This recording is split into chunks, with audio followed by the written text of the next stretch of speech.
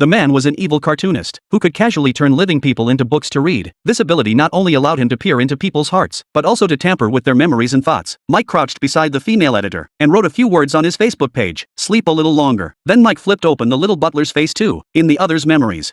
He discovered a secret. This place was actually the domain of the mountain god. Respect the mountain god, and you shall receive much. Disobey the etiquette, and you shall slowly lose everything. This is the mountain god's punishment. Upon reading this, he seemed to understand. The next line, peering into others' hearts, was also an act of disrespect. Mike's right hand suddenly went numb, for violating the etiquette. His punishment had arrived. The awakened little butler told Mike, "Because you are a cartoonist, the master has taken your right hand, while your left hand still functions.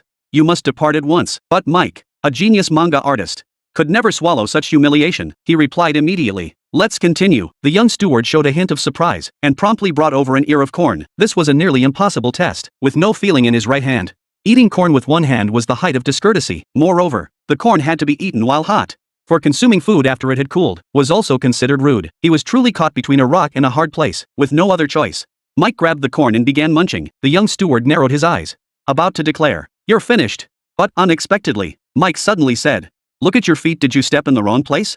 It turned out Mike had just written a command on the steward's face: "Do not tread on the edge of the tatami." The patterns on the tatami typically represent the spiritual symbol of the homeowner. Stepping on the tatami edge is a terribly snobbish act, because the little butler had erred. Mike's right hand returned. The little butler naturally refused to accept defeat, but Mike pressed his advantage. Recounting a story, the Queen of England once hosted a banquet. A guest accidentally drank the water used for washing hands, a blatantly rude act. Yet the Queen promptly drank the same water without hesitation, for the essence of etiquette lies in respect, not harm. Pointing out someone's mistake to their face is the most discourteous act. Suddenly, the young steward stepped on the tatami again. At that very moment, the editor's boyfriend miraculously revived. Even the dog returned. The young steward lost completely. Clearly, Mike won this round, yet he abandoned the challenge and turned to leave. The mansion wasn't Mike's goal. Enjoying the process of the game, finding creative inspiration was what truly mattered. After leaving the wealthy enclave, Mike erased part of the editor's memory to conceal his superpowers. He tricked the editor into believing he practiced hypnosis. The editor perked up instantly, pestered him with questions about hypnosis, and Mike found her unbearably noisy. He kicked her out of the house, slung his small bag over his shoulder, and decided to wander around seeking inspiration. But he hadn't gone far when a very peculiar little girl passed by them.